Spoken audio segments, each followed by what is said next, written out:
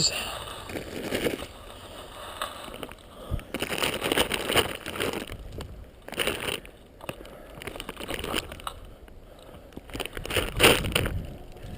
These look like ammunition pouches for some type of weapon that requires clips. Yeah, there's a leather sling, and it's a toolkit. Where did this come from? It's just laying out here. Look at that. No way. It's an imprint. Holy moly. Oh. Oh, wow. Look at that. That's an SKS. It's got a bayonet on it. Holy cow. That's in pretty good shape too. It's still soaked in cosmoline and everything. I wonder how long it's been out here. You think this could have fallen out of Santa Claus' sleigh? Well, it's the only thing I can think of. I'll take this thing downstairs and see if it'll clean up.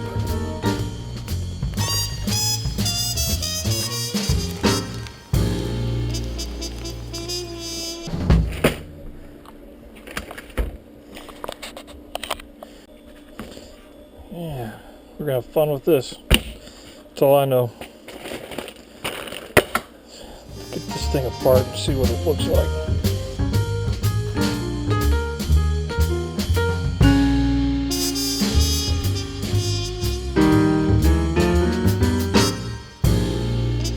Alright, this gun has a free floating fire pin. What that means is you should be able to hear this. If you can't hear that, you have cosmoline inside of here. See that?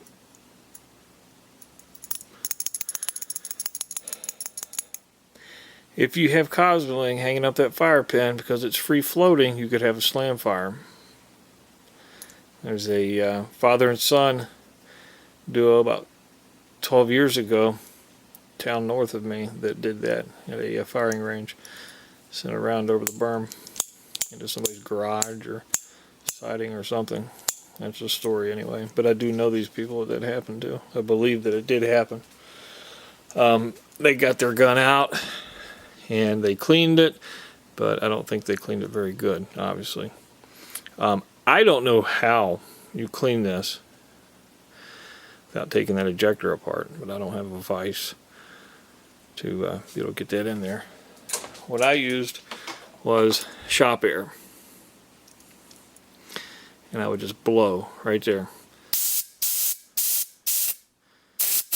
and you could actually see gunk, cosmoline coming out of here, and it was like 10 applications of me soaking this thing in kerosene, brake cleaner, wiping it down, shop air, brake cleaner, wiping it down, more shop air. But now that's what you want to hear. So I'll hold this over the stock, pull the stock over the steam, let it come to a boil, and the cosmoline will seep out of the wood, and you just wipe it off when it's ready. I'll show you here in a second.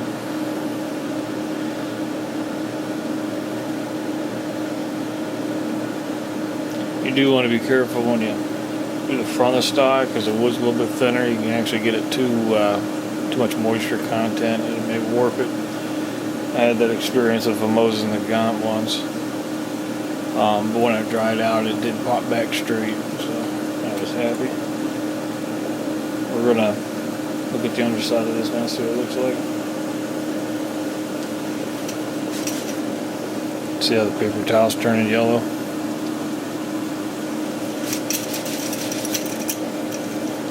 Sweat that stuff out. You basically do all the furniture like that. It takes about a half hour or so. And even then, a year later, you're going to come back and shoot this gun and you're still going to see this junk coming out of the pores. But the only reason you have this gun is because of the cosmoline, so don't curse it. You're talking about a gun has been in storage for 50 years. And it hasn't aged one bit, and that's because of the Cosmo.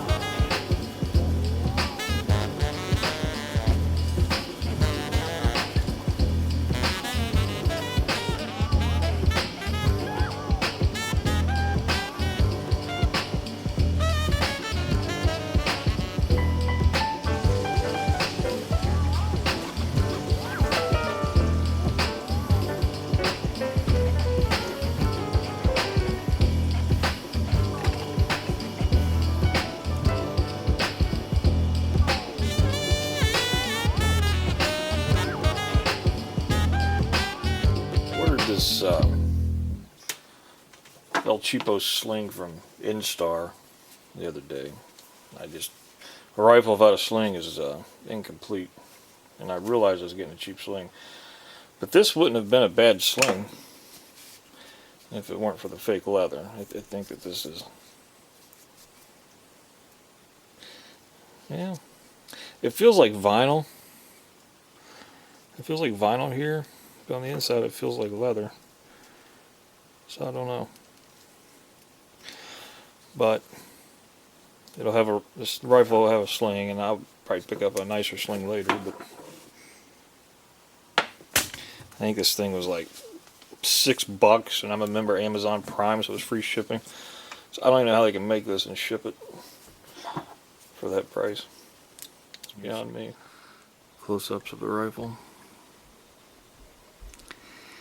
This is 3 coats of polyurethane, and I haven't made up my mind about the glossiness of it yet. I got some 4/0 steel wool that I use to in between coats of polyurethane, and it does dull it out a little bit, and it looked pretty good. And I still may do that later, but for now I'm going to enjoy the shiny.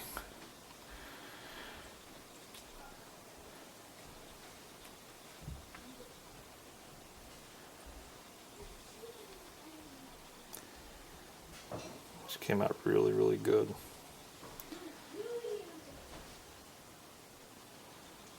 Look how gorgeous it is.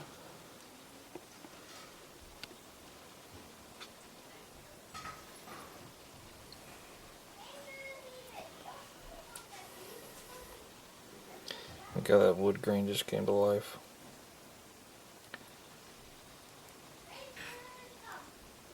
This is a completely numbers matching rifle. The serial number on the stock matches every serial number in this gun. And I gotta tell you, the gas system on this gun does not even look like it's been used. I may have gotten a gun. It was just test fired at the factory and then dunked in Cosmoline and forgotten about for 38 years.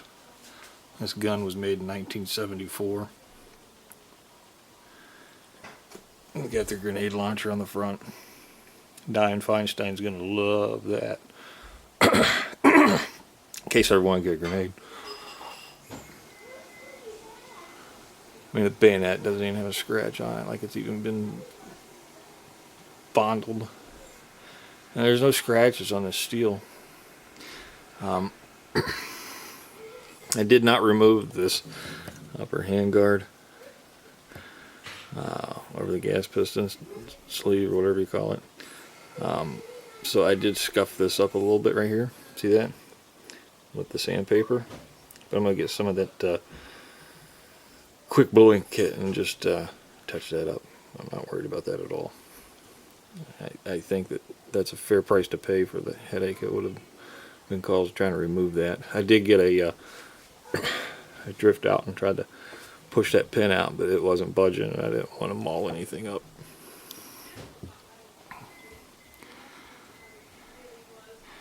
Took some 4/0 wool to the bolt, cleaned it up a little bit. I may actually polish it, but then that would just make the rifle more shiny, right? But guys, this gun it's not a go-to-war gun for me. This is just a toy. And if I had to use it, you know, if society collapsed and I had to use it, then out comes the black spray paint or the camouflage spray paint and say goodbye to this wood grain. Look at that sight. I mean, this gun's beautiful. Now this dust cover, the bluing on it is not as pretty as the rest of the rifle. But this gun turned out nice. Really did.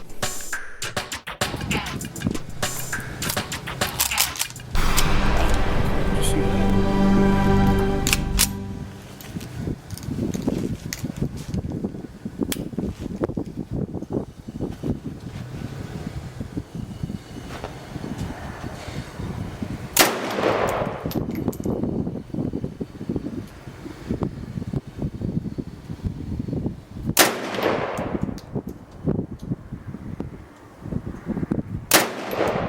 Do you see any snow flying up or anything? I was watching the casings.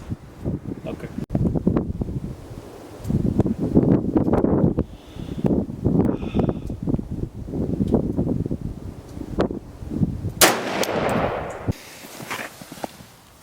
That's 50 yards, 4 shots at 50 yards. Obviously, it's shooting low. I'm sorry. That's 25 shots. Messed up again. It's a good thing I can edit. 25 shots. That's 4 shots at 25 yards. Obviously it's shooting low, but I was pleasantly surprised that this gun shoots really soft. It's first experience with an SKS.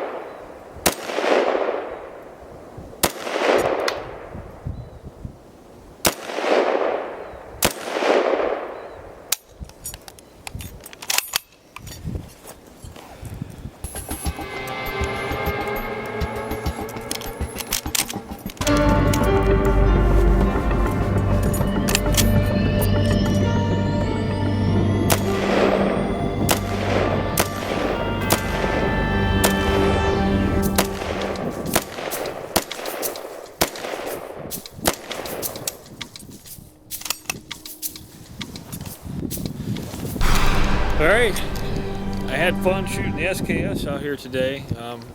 Real happy with the finish on the stock that I put on it. The sling's pretty cool. I don't know if it's going to stand the test of time. The thing I'm concerned about are these leatherette little wraps here. But the canvas and the stitching on it is fine, and the hardware is fine. Had some issues with, it's my first experience with SKS, had some issues with the grenade launcher sight. I didn't know that flipped down. You can see that. So I was first trying to shoot with the grenade launcher, it's a front sight post. And you can see that might be a problem. I think I got to see if there's any way to do an elevation adjustment on the front sight post. I'm not sure if it's threaded and it goes down or not. That's something I want to look into. Right now I'm shooting about a foot low at 100 yards. I was making about a 4-inch group. I'm just getting used to the trigger.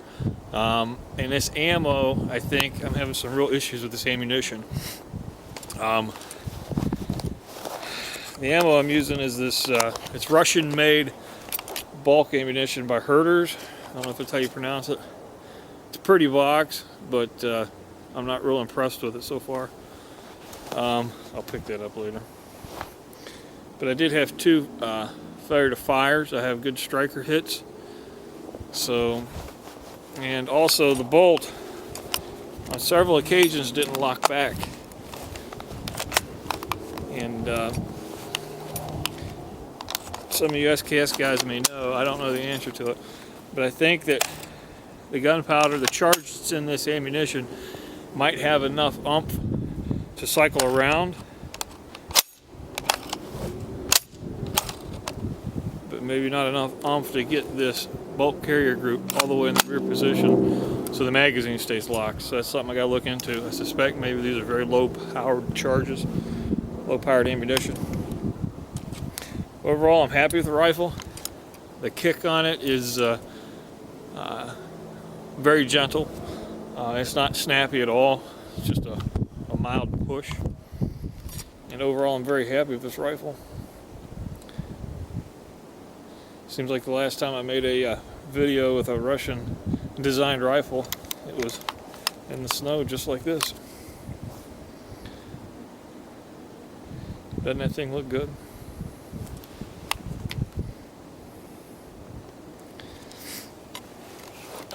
Thank you guys for watching.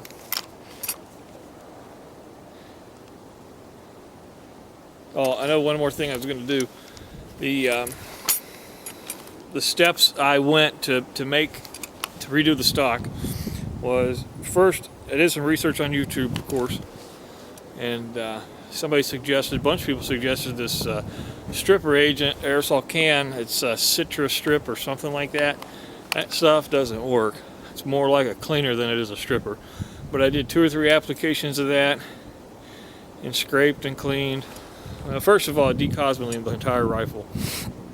I kerosened all the hardware and then cleaned it with some brake cleaner and got all the metal working. And then I steamed the rifle stock and the handguard probably for an hour. Cosmeline just kept coming out and coming out and coming out and coming out. Took it downstairs, did the Citra clean, Citra strip. I said it's Citra clean because that's really all it is. And then I broke out the sandpaper. I have a lot of sandpaper. I didn't make a special trip to the hardware store to get the appropriate sandpaper. I actually started off with drywall sandpaper, and that seemed to take a layer of wood off and get that stain out of there. And then I worked all the way up to 600, and I think it's 60 grit sandpaper, which I think might have been a mistake, and I'll tell you why. It made the stock feel really nice, and it might look really good because of it. But the problem I ran into is the stock was so smooth that I think the stain had a hard time soaked into it. I got some Mows and the Gaunt projects coming up where I want to do the stocks on those, and I don't think I'll take it down to 660 grit. I'll probably stop it, I don't know, 300 or so. And I'll roll in some pictures of the products I used. I used Minwax stain, red walnut, and you can kind of see the rifle's got a little bit of a red hue to it, and that's what I wanted. I actually wanted a little bit redder, but I can live with this. It's gorgeous compared to what I started out with. When I got this thing out of the box, it was caked in cosmoline. I mean, and the stock was just butt ugly. I didn't know how this rifle would turn out. It actually sat in my basement for 6 months after I took delivery of it. And man, there's hardly any wear on all the steel on this gun. The gas system, from what I can tell, looks new. I mean, it's possible that this rifle was packaged up in 1974 when it was made in Serbia, and just dunked in cosmoline and just left somewhere and forgotten about. This might have been the first time this gun's been shot in 38 years, other than maybe a test firing at the factory. I don't know the answer to that, but this gun is gorgeous on the inside. Minwax, red mahogany. I think the number is 225.